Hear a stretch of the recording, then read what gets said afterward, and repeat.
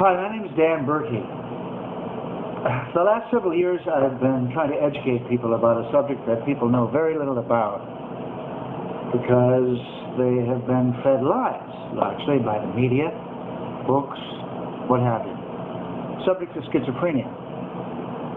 I tour a show. It's called Remission, and I'm not going to go into particular reviews of that show right now, but if you Googled Dan Berkey, B-E-R-K-E-Y/remission, R-E-M-I-S-S-I-O-N, you'd come up with a number of hits that might provide you some interesting information.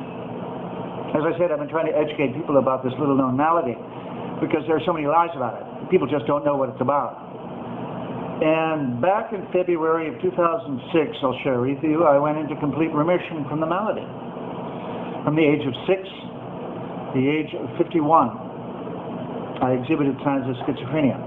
Now, a lot of people say that that's a chronic condition, that without drugs and constant treatment, it's unavoidable. It's a lifelong condition.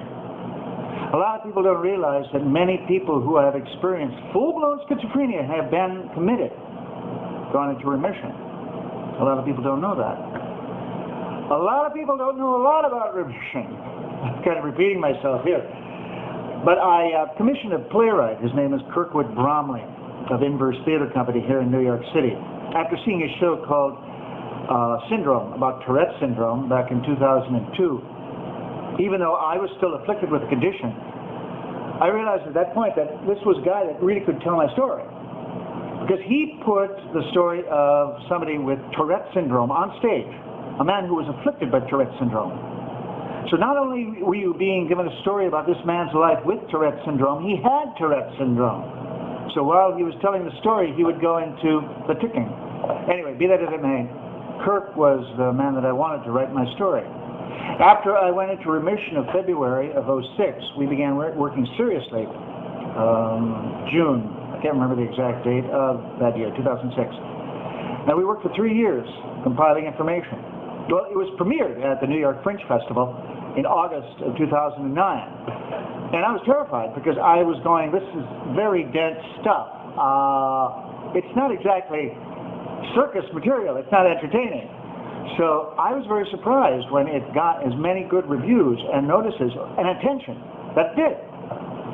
People wanted to know about this because people were hungry for information. When people are confronted with the idea that they have been given a great deal of lies, and they're talking to somebody who really knows what the situation is across the boards, whatever that might be, they'll listen. And you can sense that hunger that people will really want to know more. Well, I toured that for a time to regular theatrical going audiences, and then I realized that the more important audience was being neglected, that of the audience of teaching hospitals.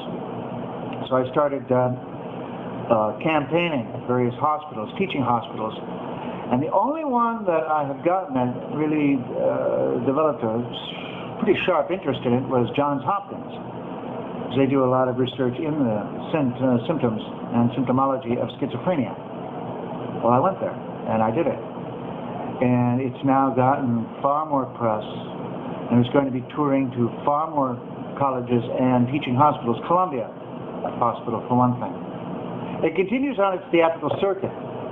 And I could go on and on about my impressions of schizophrenia, but the piece itself, if you would just Google that information, you'll find out information that you probably won't know.